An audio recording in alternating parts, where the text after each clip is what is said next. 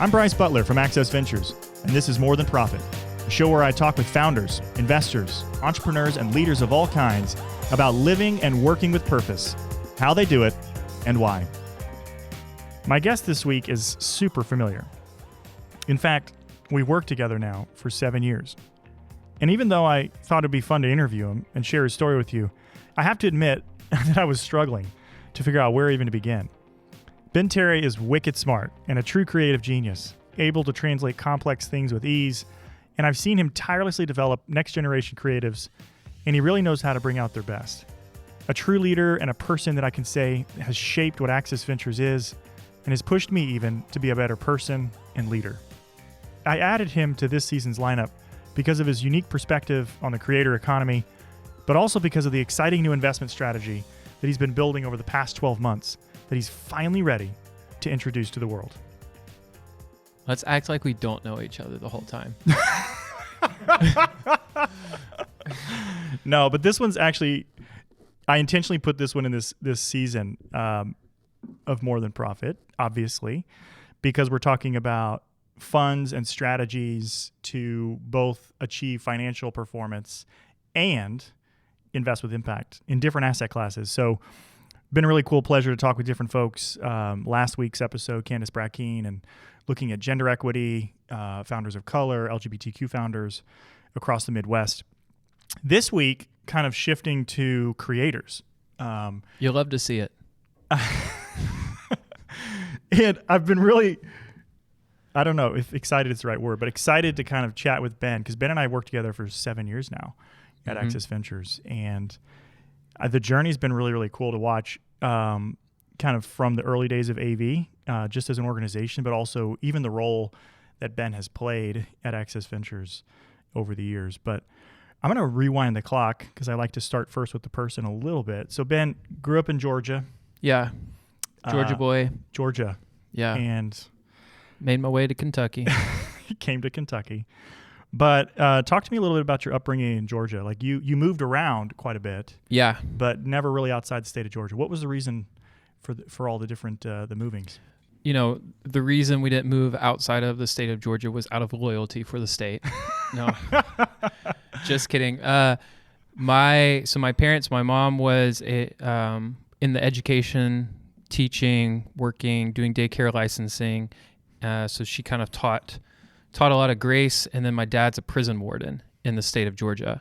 And so that was mainly the reason we kind of moved within Georgia to different cities, was because of his role and job of he actually kind of went into underperforming prisons and who were not treating inmates well or, not following protocols, and he would come in and reform it and make it better.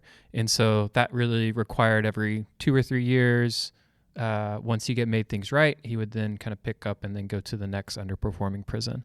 And so moved around a lot within the state of Georgia, from North Georgia to South Georgia, Middle Georgia, and really got to experience a lot of different communities and backgrounds because of that. But then also our house was, it was provided by the state. And so I always lived across the street from the prison. So not only was I kind of learning about these different communities and cities that we were moving into, but my neighbors were also inmates. And so there was relationships that were kind of built with the inmates who would, come over and help out in doing things to take care of the state house and property.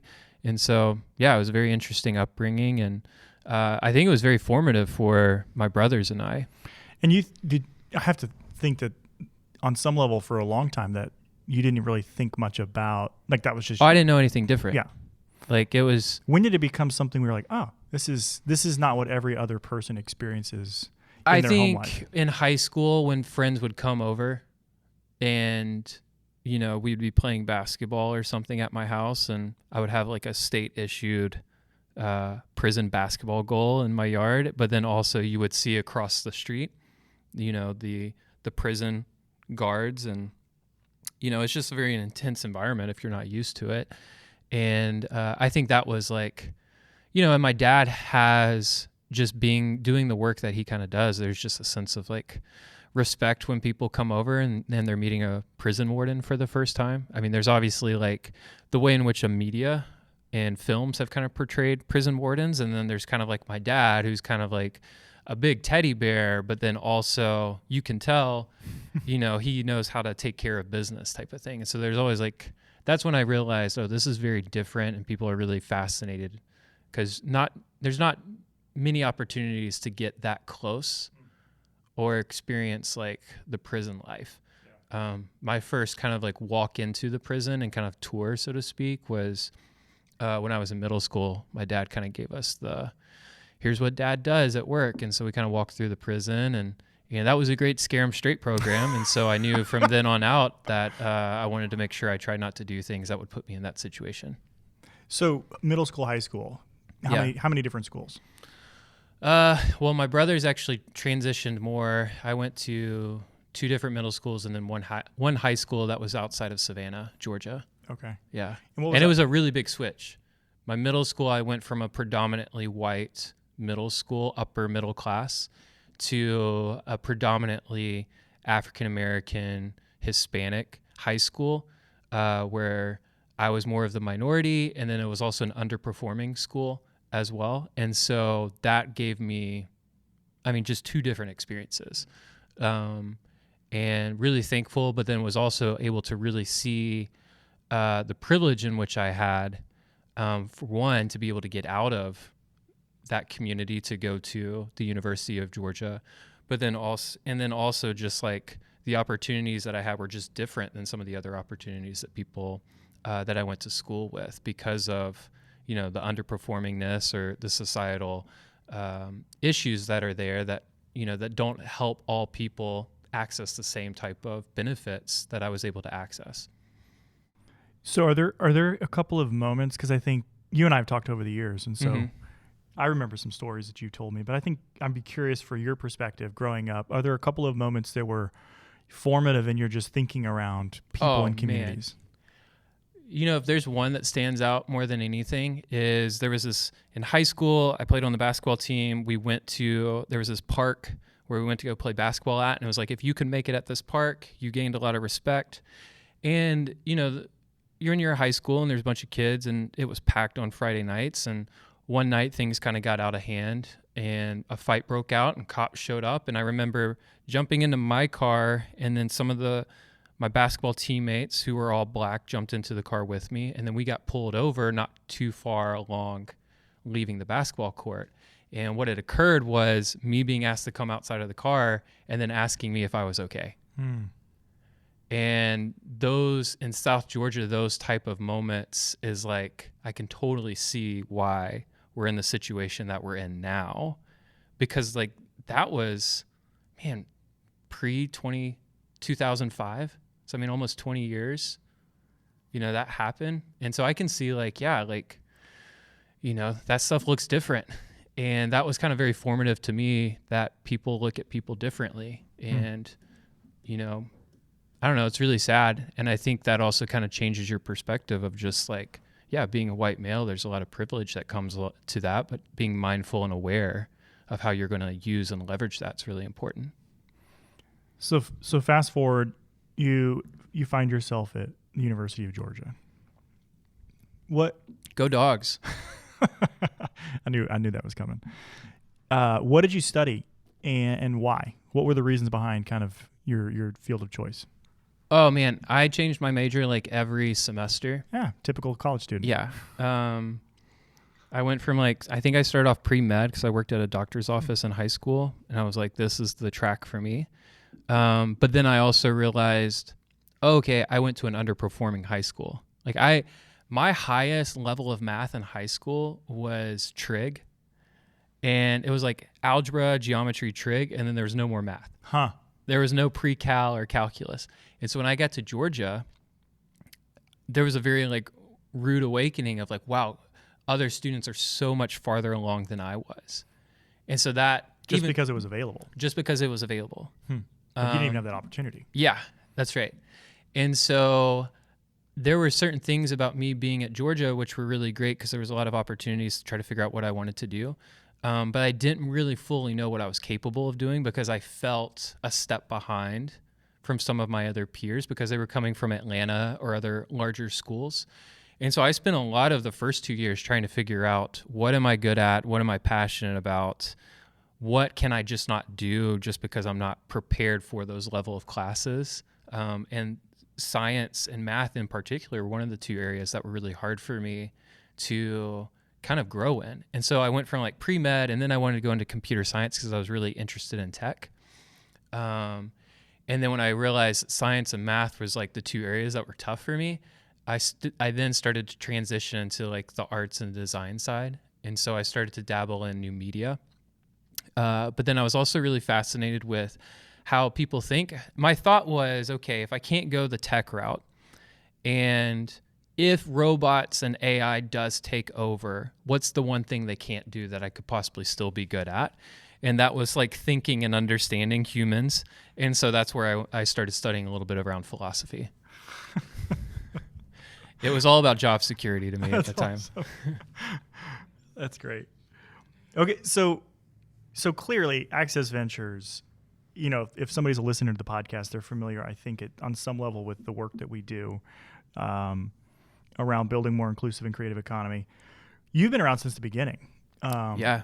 And, you know, I would actually say, you know, one of the founding members of the vision and the team in kind of helping shape it. You know, we did stuff before then, but it was kind of ad hoc, experimental, and we kind of became a thing about the time you came into Access Ventures. So I got to ask, what attracted you to Access Ventures? And what possibilities and opportunities did you see for yourself in those early days that you're like, this is interesting, given what I'm possibly qualified to do and interested in? What were you excited to kind of step into? Yeah, this is almost like an job interview question. To where you're like asking me 7 years later, exactly. Like, why did you want to join? And because I think I would have said like, I would give like a very job interview answer in the beginning. But I think what was interesting to me at the time was I really like building or starting new things. I like doing something new and different. And this felt very new and different to me. I think one thing that was really exciting is like you had secured funding. And so it was kind of like choose your own adventure, so to speak. And the mission and drive of like trying to, increase access, particularly access to capital for all individuals and people so that they can flourish and thrive was really interesting. But, one of the unique and interesting things for me, at least in taking the job, was you were really big on talking about storytelling in the arts. And so that was fascinating because it's like, okay, here's an opportunity to kind of tell stories of impact around the good work that we're doing to help increase access. But then also there's an opportunity at the same time to create that same type of impact by directly working with artists and creatives to help them thrive as well too. And so since that was embedded in the core at the beginning, and you were very open-handed, it's like, I don't know how we should do this, but I think we should do it. That became really interesting to me to kind of jump in and try to figure that out. Yeah. It's interesting. You and I were talking last week about storytelling. And it was more along the lines of like measuring impact. And that's kind of been the driver from the beginning. It's like some of it's kind of squishy. Yeah. And a lot of it's qualitative, or there's a lot of just complexity that people throw on it when it's like, how do you measure impact? Yeah. And I think fundamentally what we felt from the beginning is that you can't argue with the stories. Right.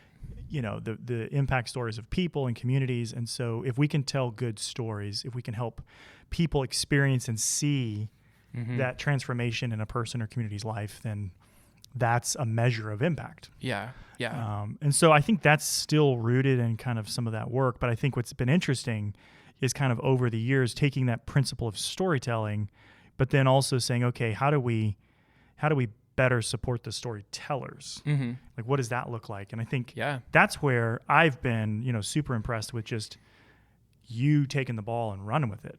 Yeah. I've tried to.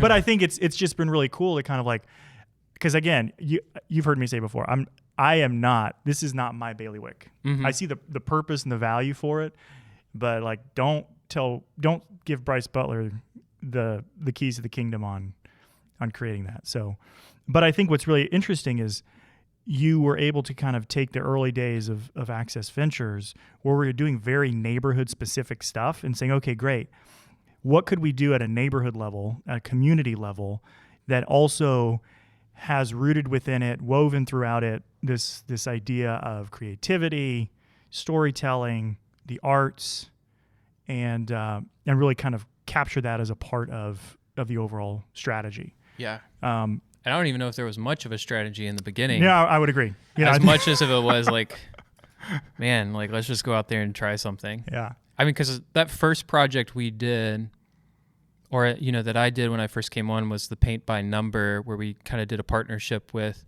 we funded a local artist who lived in the neighborhood, Tyler Deeb, to kind of design his first ever mural. And then we were going to have the community within that neighborhood then participate, painting by number and bringing it to life. And we worked with a bunch of different volunteers, and it was really exciting, but we totally underestimated how long it was going to take. I thought it was going to take like 2 days, and it ended up taking like 2 or 3 months to actually kind of do. And then you're out there by yourself. I was out there by myself, and my friend Michael Winters were just painting little squares all day, and it was awesome. I mean, that was a really, really you did cool get time. Community members to participate. Yeah, we did. But after the couple of days, it was like, okay, we got to finish this. That's right. And we had never done a mural before either. But I think that's helpful, and I appreciate you saying that, because I do think sometimes, whether it's Access Ventures or other organizations, you look at it and like, man, there was so much great thoughtfulness and a robust strategy, and I think we just made up a lot of stuff. Yeah. I think the things We were that willing to stand out. try. Yeah, the things that stand out is like choosing the right people to work with. Yeah. Like Tyler's a phenomenal designer. And then we worked with Michael Winters, who's a phenomenal artist that's done tons of community art projects.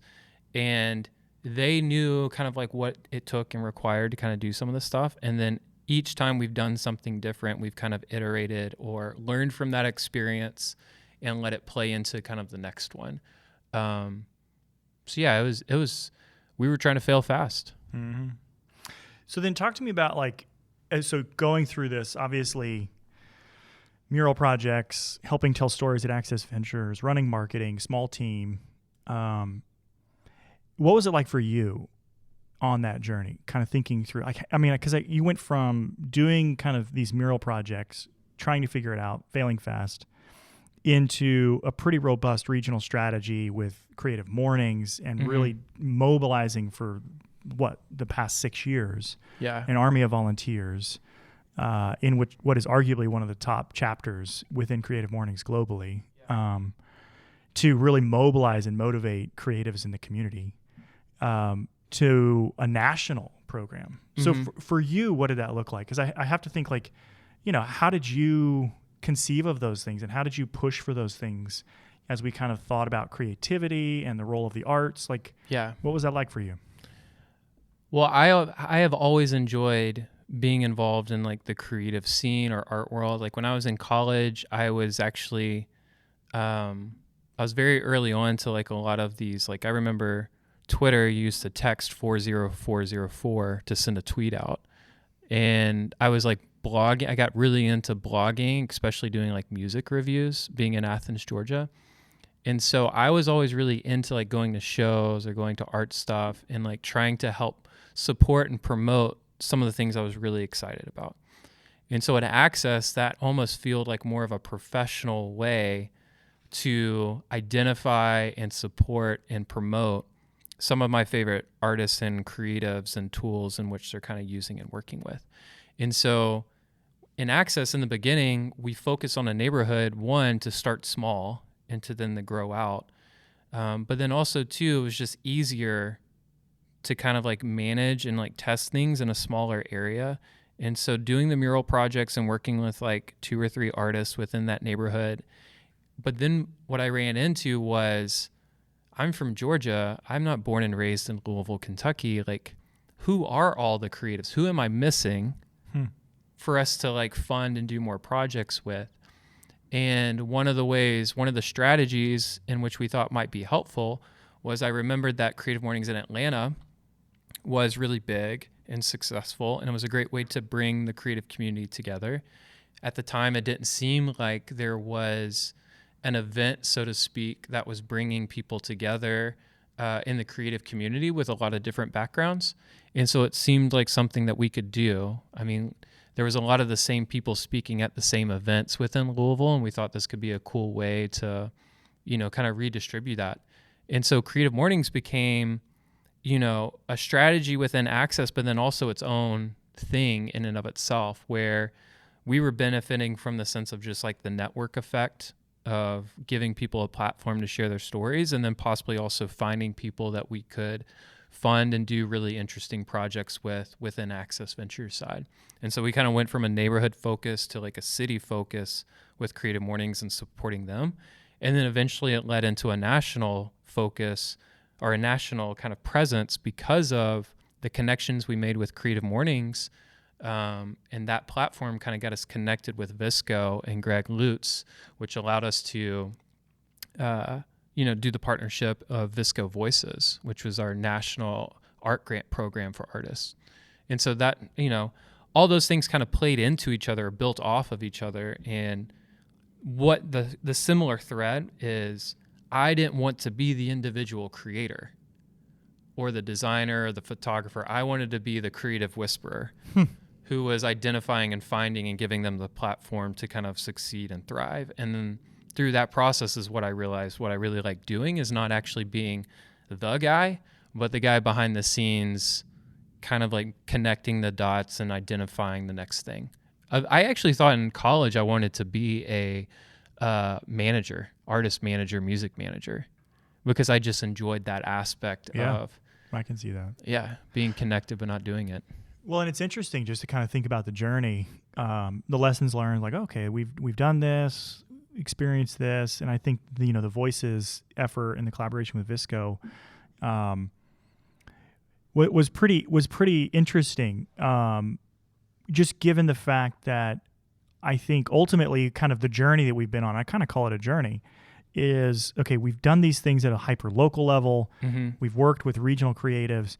And I think really as we move towards Voices and this collaboration with Visco and kind of thinking about, like, the stories or the experiences of people and communities across the country, yes, they're unique, but they're also lived and shared experiences of people everywhere. And so how do we find the best creatives that haven't yet been found? How do we surround them, almost like you said, the creative whisperer? How do we help them along their journey, so that we can be a catalyst for their growth and maturity, but then through that, tell these amazing stories that help highlight and feature and bring to the surface the experiences of communities that are just horrible, where I think it's important through the arts to confront people.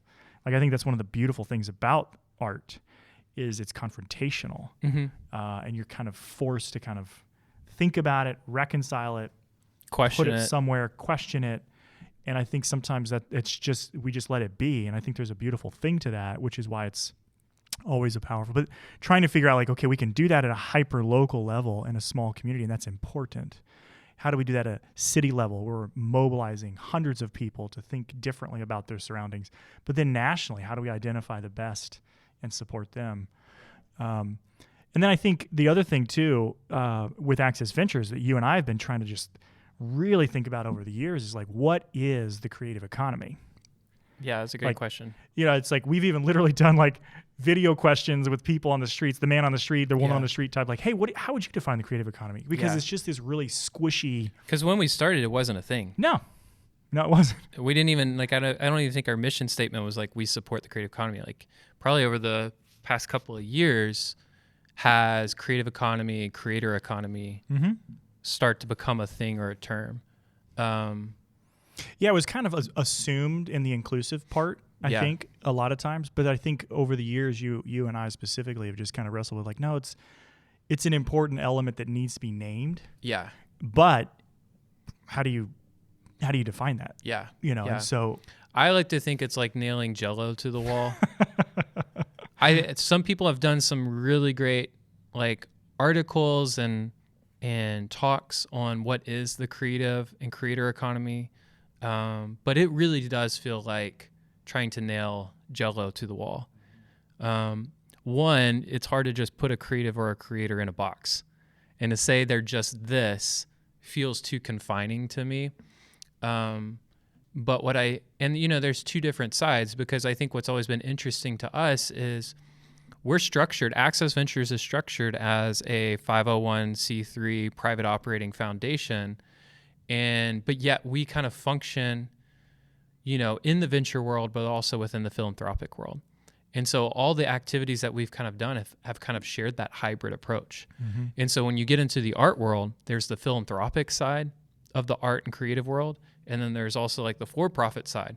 And so when I think about the creative economy, that is more of the philanthropic, place-based, city-focused, economic development type stuff. And then when you think of the creator economy, that tends to fall in the influencer, content creator, social media type person. But they typically don't cross over very much. And I think what we're kind of doing kind of fits in the middle between those two worlds. Well, and the interesting thing, I think, and correct me if I'm wrong, but I think creators are members of the creative economy. Oh, yeah. So they're users and consumers of tools that expand their creativity, but they're participants in the creative economy, i.e. their local, regional kind of context. And so, but they need these tools. We kind of need both and. I mean, the media just loves buzzwords. Exactly. So, I mean, right, I think it started as the creator economy, then it got called the passion economy, and now I think I even saw today, like there's the ownership economy. Like there's one economy, and then we slice it up in a lot of different ways. And, I don't feel too conflicted about trying to identify, what type of economy is this that we kind of play in. Like I'm more of like, we're identifying creatives who are expressing themselves through different mediums. And we want to be able to see them kind of thrive and access the same type of opportunities that we see a lot of entrepreneurs and stuff have at the same time as well too, because really at the end of the day, creatives or creators, they're creating culture. There are culture makers. They're the ones that help us process or question the things that are happening around us. And whether that's through art or whether that's through a 15-second TikTok video, they're giving us some type of glimpse into a culture, whether we're a part of or we're not a part of, to participate in. And that form of expression, I think, is just inherent to who we are as beings, is to kind of create and to be unique and different. And I think there's a lot of opportunity, especially now more than ever, where there's tools that help people create more than ever, to kind of like invest in that, but then also fund that, and to see more kind of like beauty and creative expression kind of come out into the world. Yeah. And I think it's interesting because I wholeheartedly agree. I think it's this weird journey of like, how much does it really matter to nuance these terms and define these things? But I do think, like, because I've been a part of different conversations through the years around the creative economy, and I think they're important. Like, I don't want to like kick them to the curb, because I think what happens though, and it's good to have focus. Yeah, but what I've experienced though is there's us against them, and I think what I'm really kind of coming more personally to recognize that we need both and. Like we need at what's like the creative economy, like the creative places, the creative businesses, the things that make a local economy unique and distinctive. Yeah. But the types of capital, the scalability, the transferability, the things a lot of times like the venture world or the high growth world, the tech enabled world, those aren't necessarily the things that they're thinking about. And but they still need a seat at the table. They still need capital. They still need creativity related to capital to support their growth, whether it's real estate or whatever. But really fundamentally, I think the thing that you and I have wrestled with, and which is really exciting to kind of shift to kind of what you're focused on now, is really kind of coming into this idea around supporting creators. Yeah. Fundamentally, at the end of the day, what can transform the culture makers, these influencers that ultimately are participants in the creative economy, but themselves need better ways to do that. Yeah.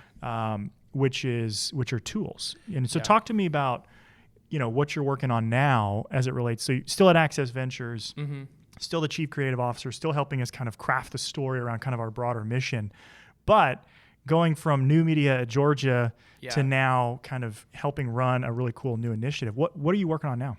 Yeah. So during my time at Access, we kind of focused on entrepreneurs, and one of the terms we used a lot was a path to bankability or a ladder to bankability. And we did the microfinance, and it was focused on small businesses, entrepreneurs scaling up to venture.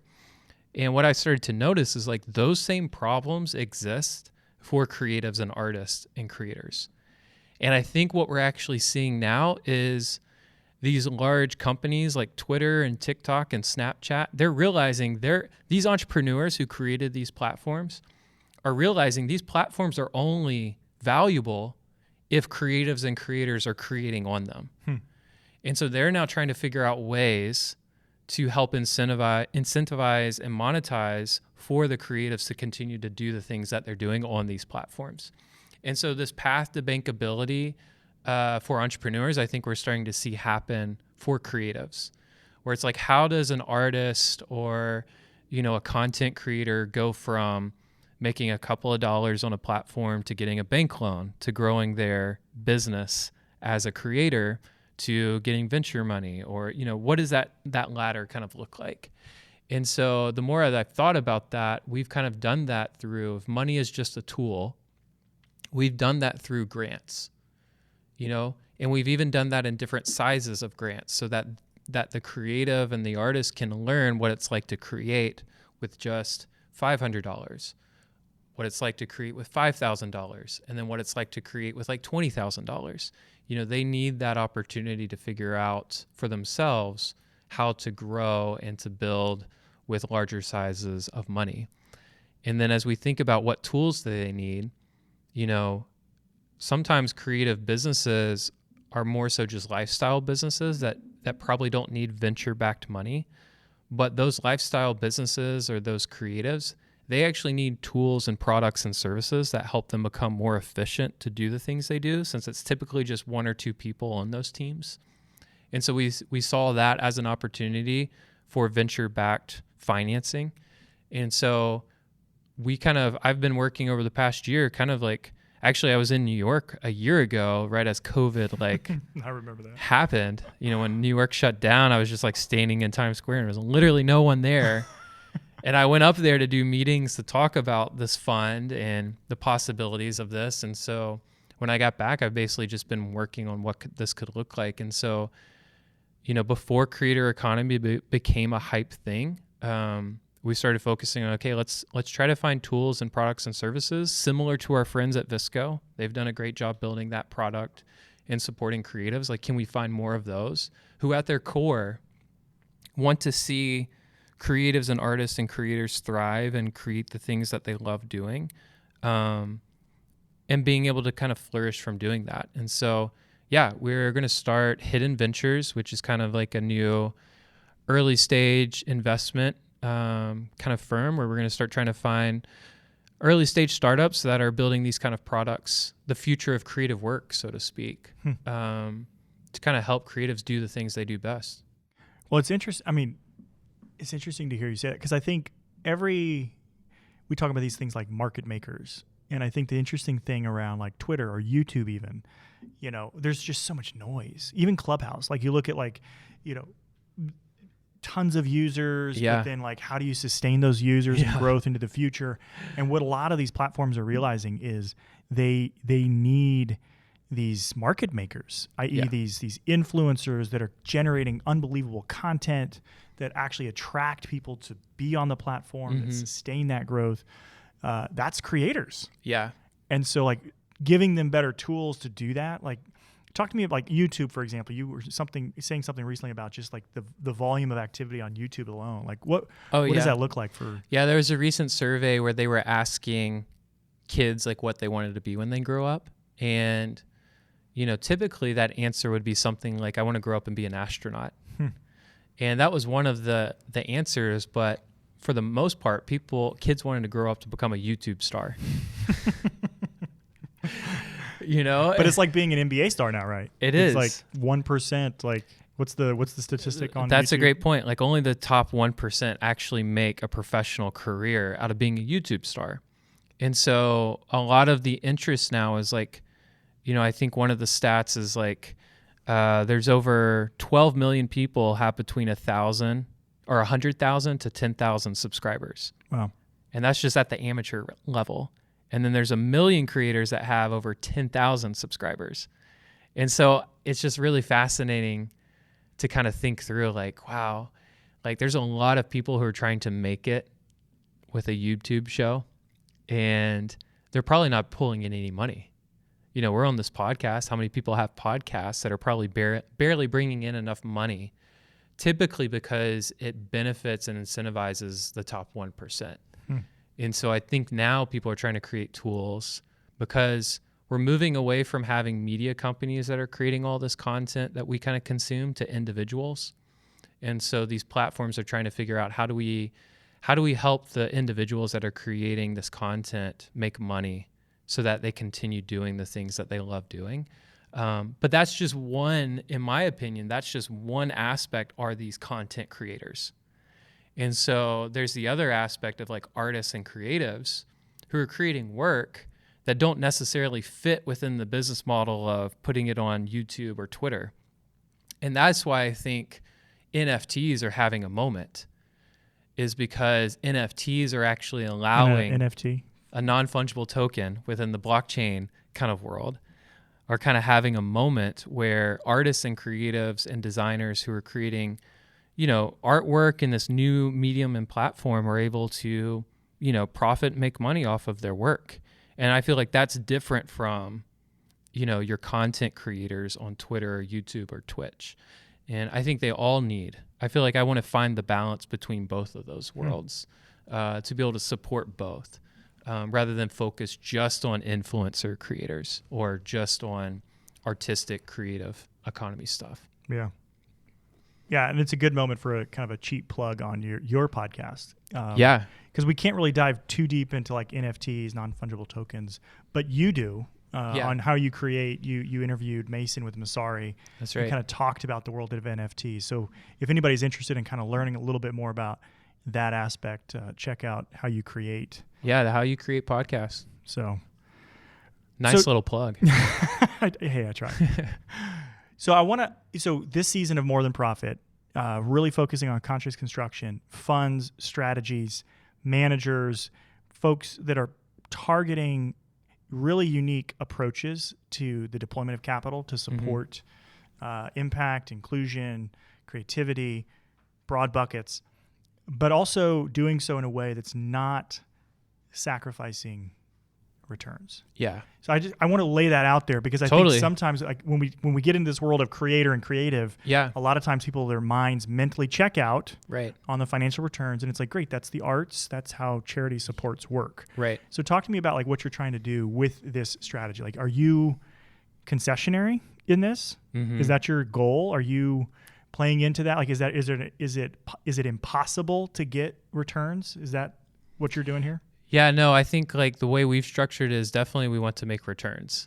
And I think focusing on the tools and the products and the services, like we've kind of already seen most recently in the market, like creative tools are very sexy right now. I think what's different for us at Hidden Ventures is we've been working with creatives for years. So what we're doing is we're taking the creative community that we've kind of been involved in and part of, and the needs that we're kind of aware of that are happening. And we're moving from the philanthropic grant side into the investment side and seeking returns in finding the right tools and services that want to enable creators to create, but then also thrive through using those services that we can then take back to our artists and communities and friends and creatives to use and to get feedback to help improve and hopefully be a big product that, we have some healthy returns from. So I think for sure we definitely want to make money off these investments, but not lose our mission of supporting creatives. I think like those are the startups we're looking for. Drivers. That's right. Yep. We want startups that are highly committed to creatives and creators, who see them and are passionate about them and want to empower them, but then also have a really smart and balanced approach to how they're going to make money and scale as a venture-backed business. And so some of the ones that we've looked at are actually invested in. One of them, a long video, which is kind of a creator-specific play, where it's going to be like a video app where creators can actually create short-form videos and then export it as a long-form video to upload to other platforms. The main difference is being able to monetize and connect with their current, Patreon subscription or referral links that they have. So it's hoping to take that idea that only the top 1% on YouTube who make money, hoping to create more of a middle class of the creators. So they can actually make a healthy return from the content that they're creating by giving them a more direct service to their audience to monetize off of. And do the things they love. And so we're excited about that one. Any others that really kind of... Yeah, another great one is like when you think of creatives, I think we even mentioned it in passing, like you don't imagine them actually being good with money or knowing how to scale their business. And so we invested in a company called Studio, which is actually working directly with high-performing designers, photographers, artists, and helping them become more efficient, like understanding, you should increase your pricing by 25% and building a community of creatives around them to kind of help improve, like here are the tax implications of you kind of being a freelancer. And so if someone's like, I'm going to be a full-time creative and I want to kind of improve and then also be around a community of other professional creatives, like Studio's kind of built that as like the entry point to take it to the next level. And so that's a really cool product and community that I think we're really super excited about. Again, back to the core of how do we empower creatives and help them thrive? Like Studio is a great example of that. So, Ben, you and I talk all day because we work together, which is awesome. I kind of want to finish off because I think one of the things that I'm always trying to quantify, like, okay, this is cool, but this is super squishy. Like you said, Jello to the wall. And someone was like, okay, how do we measure this? Like, what does this look like? Sure. And I think that it's a good question, but I think as I look at the creative economy, the creator economy, I'm curious from your perspective, like it is an exciting moment because I think there are unbelievable opportunities with these platforms to support an emerging creative economy. But what are you concerned about? Like, as you think about, like, what are you like, if you were to do a SWOT analysis, if you will, like what would you put in the camp of a threat related to kind of like as you think about this, like what if this doesn't happen or if this doesn't get defined or if people kind of go off the rails and it goes this direction, it could be a negative effect for what we're trying to build. Like, is there anything in that camp for you? And then what are you really excited about? Like, I have to believe, like you said, a year ago being in Times Square, and kind of trying to like start to kick the tires with different, hey, what do you think about this? I'm thinking about this. And what I've experienced is people are just like super jazzed and excited about what you're building. But I have to believe, so there's these things that I'm sure are bringing you great excitement for the future in this moment. But then there's a couple of things that you're just kind of tracking and like, I don't know. Yeah. Like what would those be for you? I think the things that concern me with the creator economy specifically, like in that term of content creators and influencers, is that economy really depends on individuals creating content continually to feed the beast. So why that concerns me is if you've ever tried to like, be on Instagram or TikTok or YouTube, like you feel like you constantly have to like churn out stuff to be able to like feed the beast and keep the numbers up and keep the people happy. It's a numbers game. It's a numbers game. And it's really hard. You think of like a BuzzFeed or these other media companies that had to do this. Like it's a really hard business model to kind of do that. And so, and that's a team of people around you. So I think for the individual, I'm concerned because there's a lot of focus on the influencer, content creator, that like it's going to churn and burn a lot of individuals. But I'm concerned that these platforms may or may not care about the churn and burn of the creator. Because there's just one more to replace them. That's right. Yeah. There's a high churn cycle of those type of people. And so that's a concern for me, because I think what we don't want is this to be like a factory of creators, so to speak, where people are just creating content and, creative expression, but at the end of it, they kind of like don't even want to do it anymore from that aspect. I think artists are ones that are actually more resilient in that way, because when you think of an artist, you tend to think of an artist not making money from the work they do. And so they've had to become a little bit tougher in trying to figure out how to make this work, because they're very passionate about it and they live for it. I think that's something that the creator economy is going to have to kind of work on. So that's where I feel like sometimes the creative economy and the creator economy almost feel pitted against each other. And I wish there was a better way to demonstrate that we're more in the middle of the two. But, you have to use the language of the people within the environment you're in. So that's like one concern that I have. I think there's so much hype right now. Twitter's creating opportunities for creators to create. Clubhouse is creating those. TikTok, Snapchat, like all those people are hoping these creators stay on their platforms to continue creating. And I just hope people are smart enough and figure out, like, if you go that route as a creator, you need to see yourself as a small business. And you need to run yourself. Like, you need to be a part of a studio or something to help you think through how to maintain that level of living and creating. Because I've also seen individuals just burn out from having to feed the beast to maintain the sponsorships and all those different things. So I think that's one concern, is we'll see where we're at in 5 years in that aspect. Things that excite me, though, like I am excited about the blockchain NFT side, because if we've learned anything in the past 5 months, whether it's NFT related, blockchain related, or just creator economy related, is the desire for, there was direct to consumer a couple of years ago was really hot and sexy. I think now it's direct to audience is really interesting to folks. Like Substack, writers can write directly to the audience that cares. There's articles being written on you only need 1,000 true fans to be a full-time creator.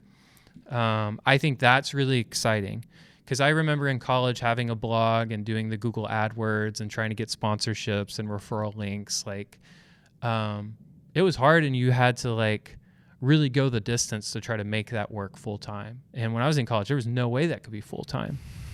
Now you could probably do that full time if you wanted to. And I think that's really cool, as long as you build your audience of folks, or your Patreons. Like, there's a lot of cool ways where people are leaving their full-time jobs to do that. And I think that's really cool. And from the artist perspective, this whole blockchain NFT movement, like there's a lot of criticism and there's a lot of skepticism around if it's a bubble. But at the end of the day, at its core, what I'm most excited is like artists and creatives are getting paid through creating work that's really exciting for them, and people are buying it. And we'll kind of see how it kind of shakes out. But I think we'll see, and I'm most excited about this direct to audience, or creators more connected to their audience or their fans, to the work that they're doing. And so I think that's really exciting. That's cool. Yeah. Well, I normally leave it for the outro, but because this is pretty cool and really, really new, how can people learn more from your perspective? How can they get involved? What does that look like for Hidden Ventures and kind of the things you're trying to build? Like, if somebody hears this and like, wow, that's pretty rad. Like, what can they do to learn more or get involved? Yeah, well, definitely check out our website, hidden.vc, HDDN.vc. That's a kind of play on hidden, taking all the vowels out. Yeah. Find us there. You can see some of our portfolio companies, learn more about the fund. And then you can contact me over email through that as well. And especially if you're early stage startups who are passionate about artists and creators, But then also if you're fund managers that are kind of interested in this space as well too, I mean, I will definitely jump on a phone call with you and we'll see what's going on. But I think that's really cool. I love beta testing and jumping on new products. And so even if it's just me trying something new, is really exciting. Thanks for listening to More Than Profit. And if you liked what you've heard, then do us a favor by subscribing and leave us a review wherever you get your podcasts. I'm Bryce Butler with Access Ventures. Check out our work at accessventures.org. Thanks for listening.